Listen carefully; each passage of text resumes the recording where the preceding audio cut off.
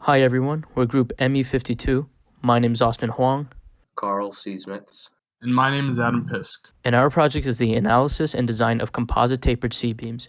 Our faculty advisor is Professor Rajiv Naik, and our sponsor is Sikorsky with Dave Hunter and Marwan Jalai. The objectives of this project are to design, analyze, fabricate, and test tapered C-beams to identify viable design configurations for helicopter rotors. In order to achieve these objectives, different C-beam structures were analyzed using finite element analysis. Composite C-beams with varying tapered angles and layups were fabricated and tested to investigate the effects of loading, taper angle, and composite layup on the overall stiffness and compliance. Background. When loading cantilevered beams, the location of the shear center is critical. The shear center is the point where a beam will bend without twisting, and for symmetrical shapes, this lies on the axis of symmetry.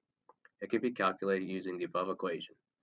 In the case for a C-beam, the shear center is actually behind the web, as shown in the figure in the lower left.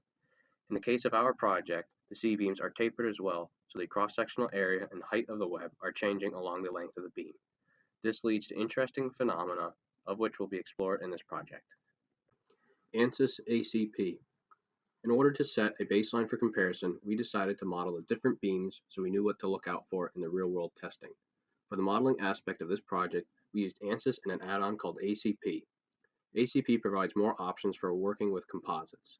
It allows the user to exactly specify the plies and ply orientations, as well as to enable the user to view stresses, strain, failure, etc. with more options, whether viewing data on a per ply basis to viewing internal shear stresses between the individual ply. Tapered composite C-shaped beam. Here is a sample tapered C-beam deflecting under a 300-pound load, as represented by the red arrow. As seen above, the flanges are bowing downward and the web is bowing in and out, represented by the blue arrows. The beam shown is of the largest taper angle and of a mixed layup.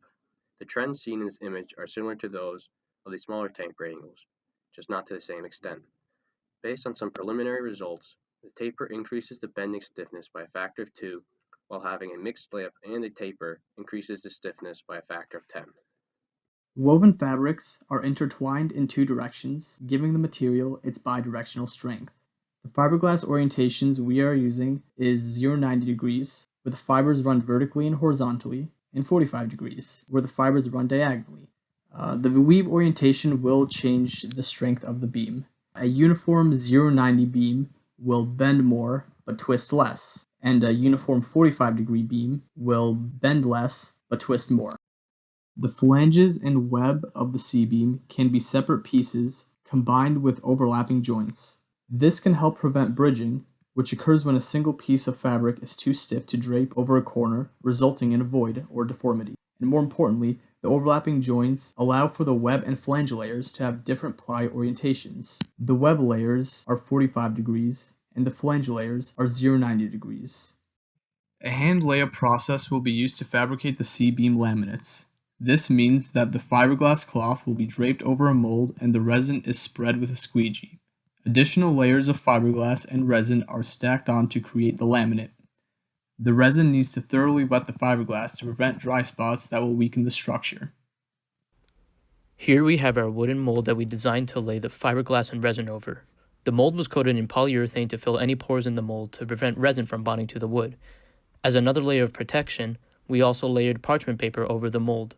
Resin doesn't stick to parchment paper, which will help when we remove the composite from the mold and will also provide a clean, smooth surface finish. We made the flanges of the mold slightly longer than the dimension of the flange, so rather than having to measure and cut out the width of the flange before the resin has set, we can do it after it has taken its shape. In order to create these beams, we have to place the fiberglass and resin layup in a vacuum bag.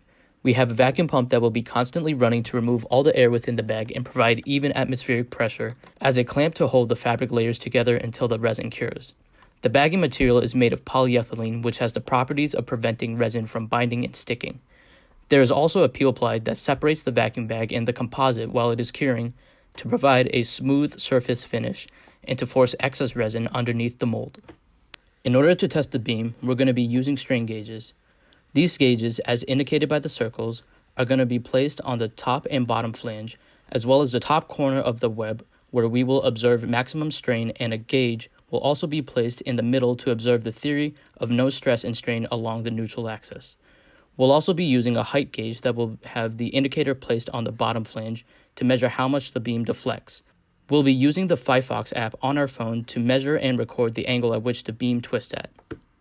Lastly, we would like to thank our faculty advisor, Professor Rajiv Naik, Professors Vito Moreno, Jason Lee, Tom Mealy for helping along the way. Also, a large thank you to the Formula SAE team for being gracious enough to allow us to manufacture our beams in their composite shop. Thank you.